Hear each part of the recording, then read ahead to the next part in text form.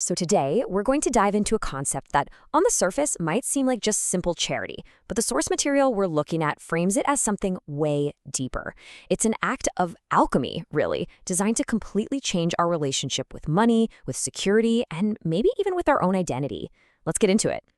Right off the bat, the source hits us with this incredibly powerful idea. It's saying, look, these different practices aren't random, they're targeted. The Quran is there to fix our thinking. Fasting is there to work on our desires. And Zakat, which is our focus today, is the tool designed to reform our entire concept of ownership. Okay, so before we can really appreciate the solution, we have to understand the problem it's trying to solve. And this analysis frames Zakat as a direct answer to some really deep-seated illusions we all have about wealth. Illusions that honestly can shape our lives in some pretty negative ways. And at the heart of it all are two major illusions. First, there's the ownership illusion. This idea that what we have is truly 100% ours. And second, the security illusion, the belief that our ultimate safety comes from how much money we can pile up. Let's tackle that first one. I mean, this is the default setting for most of us, right? It just feels so natural, so instinctual to say, hey, this is mine, I worked hard for it, I earned it. It's a statement of pride, of autonomy. But the whole perspective we're exploring today is designed to challenge that very foundation. And here's the shift. This is the recalibration Zakat is trying to create. It's a practical way to move your entire mindset from possession to trust, or amana in Arabic. Suddenly, the wealth isn't yours. You're just its steward, its caretaker. And that one little shift changes everything. It moves your core emotion from pride in being self-made to gratitude for what has been God-provided. All right, now for that second big illusion. Security. You know, we live in a world that is constantly screaming at us that our safety net is woven from cash. The more you save, the more you accumulate, the safer and more stable your life will be. This one belief is the engine for a huge amount of anxiety in our modern world. Zakat comes in and just directly interrupts that whole thought process. Think about it. The act of giving away a portion of the very wealth you were saving is a powerful, physical declaration.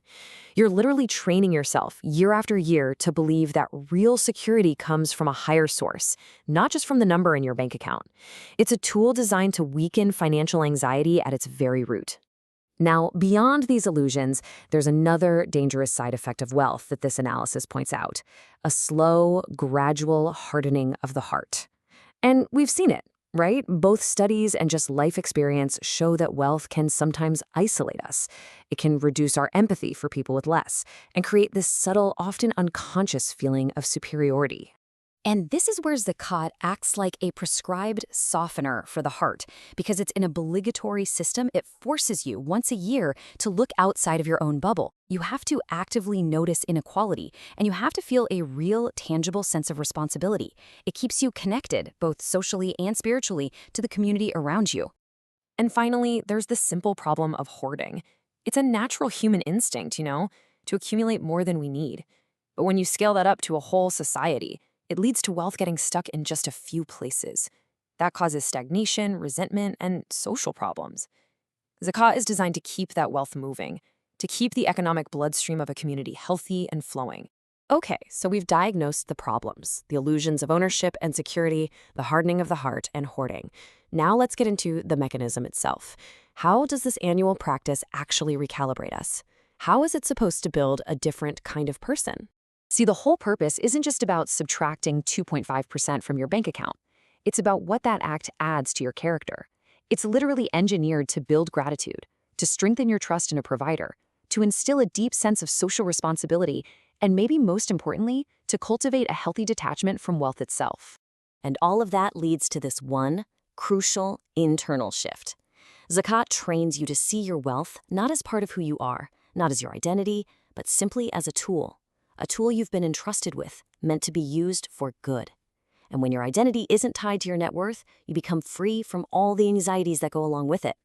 This brings us to a really interesting and frankly challenging idea. If Zakat is really a tool for internal transformation, then are we measuring the right thing? Are we just focusing on the process, or are we paying attention to its real purpose? So typically, our focus is all about compliance, right? We ask, did I get the calculation right? Did I pay the exact 2.5%? It becomes another item on our to-do list.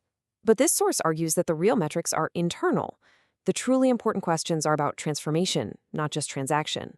This is the first real test. Let's really sit with this for a second.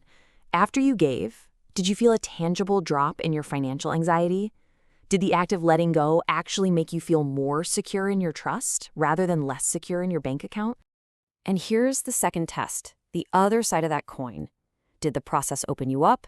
Do you feel more generous in other parts of your life now? Did it practically actually increase your trust that you're going to be taken care of? These are the signs that the alchemy is actually working. So how do we make this more than just writing a check? Well, the source suggests making it a more conscious process. Before you give, take a moment to reflect on your fears about letting go of that money. Ask yourself honestly, what percentage of your mental energy is spent on money? Ask that really hard question, would my identity collapse without my wealth? And then after you give, consciously check in with yourself. Do you feel lighter, more grateful? That's how you turn a ritual into a deep, reflective practice. All right, let's zoom out one last time just to see how this one piece fits perfectly into a bigger, more elegant system. And here it is. You can see the whole system laid out. Each one of these practices has a very precise target. The Quran is there to correct our errors in thinking. Prayer, or salah, is there to deal with our ego and forgetfulness. Fasting helps us discipline our impulses and desires. And zakat, as we've been talking about, reforms our attachment to wealth and that illusion of ownership. It's a complete, holistic system for self-development. So, the big takeaway is this.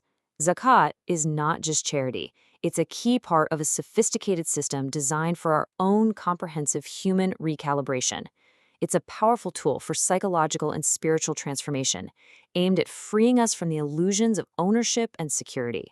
It's meant to leave us lighter, more grateful, and more connected. And the question it leaves us with is, are we using the tool for its intended purpose?